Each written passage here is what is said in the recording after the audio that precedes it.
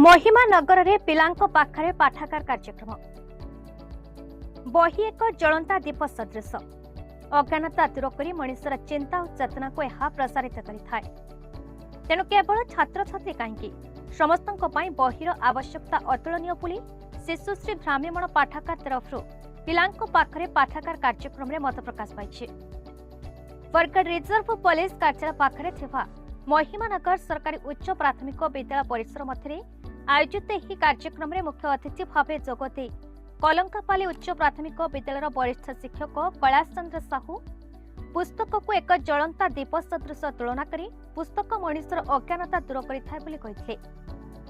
शिशुश्रीर आवाहक doctor Ravi Narayan Sahu संयोजन आयोजित उक्त कार्यक्रम में सम्मानित अतिथि भाव विद्यालय प्रधान शिक्षक सर्जन धारुआ रश्मिता महंत पुस्तक पठन उपादेयता संपर्क में छात्र छात्री को बुझाई। पठित पुस्तक संपर्क में वक्तव्य प्रदान कर छात्र छात्री मध्य श्रुतिमयी साहू अर्चिता साहू और रेशमा साहू यथाक्रमे प्रथम द्वितीय और तृतीय स्थान अधिकार कर पुरस्कृत होते। शिक्षक सुनील पांडे धन्यवाद अर्पण करते। बरगढ़ जिलूर टिकलाल त्रिपाठी रिपोर्ट भारत न्यूज।